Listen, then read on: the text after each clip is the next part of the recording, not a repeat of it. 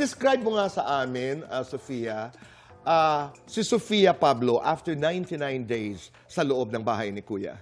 Si Sofia Pablo po after 99 days sa loob ng bahay ni Kuya, full of growth. As in, masasabi ko po, Tito Boy, na sa loob ng bahay ni Kuya, sobrang dami kong natutunan sa pag-uugali, pakikisama sa mga kapwa, pati na rin sa pag-aasikaso sa sarili. Kasi lumaki po ako, baby ako ni Mommy eh. So, nung pumasok po ako dun, is ayun sa fears ko na wala na si Mommy sa tabi ko pag may gusto akong food. So, nag-grow po talaga ako dun as one of the oldest housemates din. Sabi ko, gusto ko magpaka-ate inside the house. And masasabi ko na nag-grow talaga ako. Ganda, no? Kanino ka naging pinakamalapit? Sa lahat po ng housemates, of course kay Anton. Kasi even before po PBB, sobrang close na po talaga namin. And inside the house, ang iba din po yung laban sa loob. So we're happy na we were both there for each other. Kanino ka pinakamalayo? Grabe! Wala! I said, Kasi may pinakamalapit eh.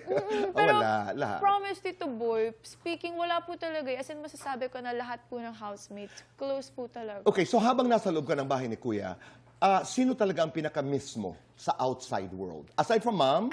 Aside from Aside mom? from family. Aside from Siyempre po family. si Allen, si Aki. Lagi ko po siyang iniisip everyday. And originally, meron nga po kaming rosary bracelet. Kaso parang nung first week ko pa lang, nagtatask kami na pigtal. So, hindi ko na siya nasuot. So, hindi mo na isuot? Hindi po. Tapos, in-overthink ko na rin, hala, baka iniisip ni Alan, hindi ko nasuot yung bracelet namin. Ganon. Nag-overthink ka? Opo. O Wala baka naman, ako eh. o baka naman, hala, baka ito'y sign na. Grabe! Grabe, hindi! No, Lord, I am not taking that sign. No. Hindi. Biro lang po yan, Lord. Hindi. Describe that whole journey. That whole 99-day journey. Sobrang, ang saya, pero at the same time, ang hirap din po, Tito Boy. Kasi iba talaga yung Doon tayo sa lifestyle. saya at saka sa hirap. Sige nga, bakit masaya? Masaya po, Tito Boy, kasi yung surroundings namin, kami-kaming housemates, naka-experience po kami ng isang bagay na hindi namin mararanasan anywhere else in the world, which is yung isolated kami from the outside world. Lahat kami walang phones, and actually kami pong housemates, na-realize namin na eto pala yung sinasabi ng mga magulang namin na iba rin nung walang telepono. Because na-encourage talaga kami to get to know each other more, magkwentuhan talaga, maglaro ng games.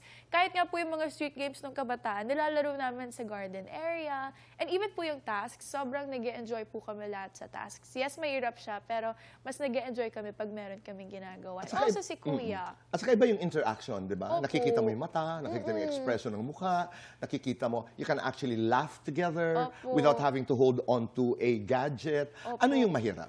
Ang mahirap po, syempre una, malayo sa family. Lalo po ako si Mommy, iniisip ko siya na may kasama kaya siya outside right now. And we only have each other.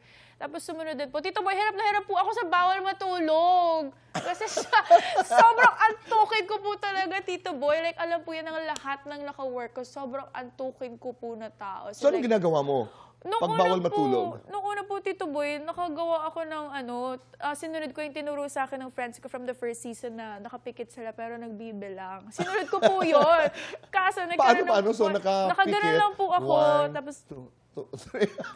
may mga nakamaster na po na kahit ganun, tulog na pala sila. na perfect na namin, Tito Boy. So, pinagbawal na po ni Kuya. Okay. So, mula nun, ganun na ako. Kung hindi ko pwede matulog. Ilang araw ka na sa labas ng bahay ni Kuya? Hinahanap mo pa rin ba yung lapel, yung name tag, yung cameras? Napansin ko po sa sarili ko, Tito Boy, pag nakakakita po ako ng CCTV, napapatingin na talaga ako na, pinapanood ako. Kahit hindi, no?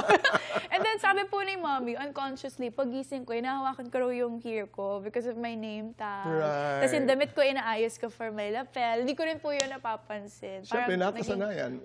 That's over 3 months na ginagawa mo araw-araw. Di ba?